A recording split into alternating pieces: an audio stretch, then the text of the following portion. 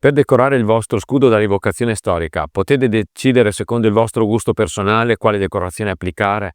No, non è possibile storicamente, perché ogni simbolo utilizzato aveva nell'antichità un significato molto preciso, quindi dovete sapere che cosa state comunicando con questa decorazione.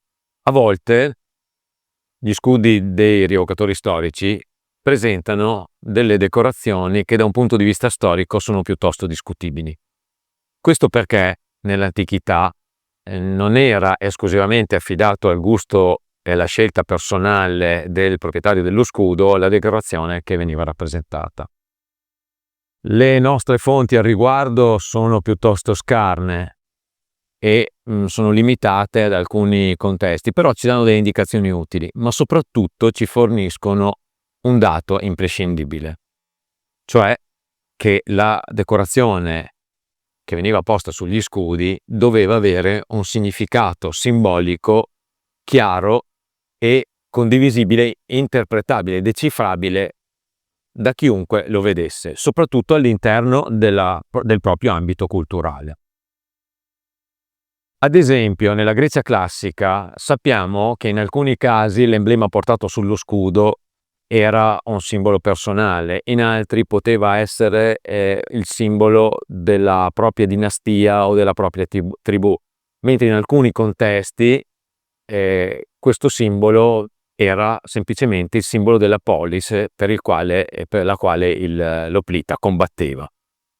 Naturalmente va sempre considerato il contesto all'interno del quale ci si trova, non c'è una regola che può essere valida per tutta la Grecia classica. Allo stesso tempo, per l'ambito romano, sappiamo che in alcune occasioni le fonti ci chiariscono che si potevano individuare le diverse unità presenti sul campo di battaglia proprio dalle decorazioni che gli scudi presentavano. In un altro caso però sappiamo anche che era il singolo legionario incaricato di decorare il proprio scudo e che quindi all'interno di una simbologia prestabilita applicava il proprio gusto personale. Ma qual è questa cosa imprescindibile di cui parlavamo? Ecco, i simboli che venivano utilizzati avevano sempre un significato che era allo stesso tempo politico, ideologico, ma soprattutto religioso, principalmente per il fatto che nell'antichità non c'è mai stata una distinzione netta tra linguaggio politico, ideologico e religione. Per loro tutto quello che era importante, che era di valore, si collegava all'ambito spirituale e religioso.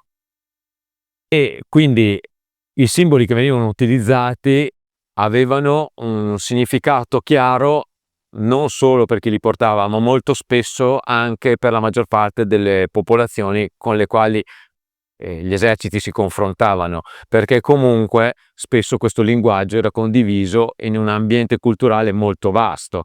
Ad esempio, alcune simbologie religiose, come ad esempio la mezzaluna che si rifà al culto delle divinità lunari, e non solo, è condiviso praticamente in tutto l'ambiente mediterraneo.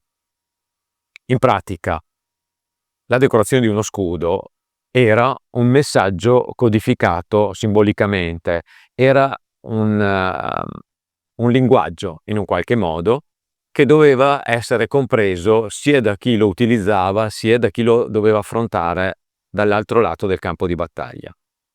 Ad esempio il Pegaso, il cavallo alato, utilizzato già nell'ambito della Grecia classica, ma che continua il suo utilizzo e il suo valore simbolico ben all'interno del periodo romano, è legato al mito di Bellerofonte. Ehm, la stella Argeade è un simbolo che parte dal mondo ellenistico e diventa uno dei simboli più importanti della dinastia Giulia, cioè prima di Giulio Cesare e poi di Augusto, all'interno ovviamente dell'impero romano. È anche questo un simbolo molto diffuso in tutto l'ambiente dell'antico Mediterraneo. Nel caso di questo scudo del periodo repubblicano, uno scudo romano, vengono rappresentati dei turquoise legati ovviamente al valore simbolico che aveva nell'ambito celtico, ma soprattutto agli episodi famosi nella storia romana già allora di vittorie individuali di guerrieri romani nei confronti di guerrieri galli, ad esempio l'episodio famosissimo di Manlio Torquato. Mentre le volute si richiamano ai motivi vegetali floreali che fanno parte del messaggio iconografico e politico di Augusto con la restaurazione degli antichi usi romani e soprattutto della pace all'interno del mondo romano, di cui abbiamo accennato in un altro nostro video, sul quale torneremo in seguito approfondendolo. Quindi tutto quello che è rappresentato su questi scudi ha un valore simbolico molto potente.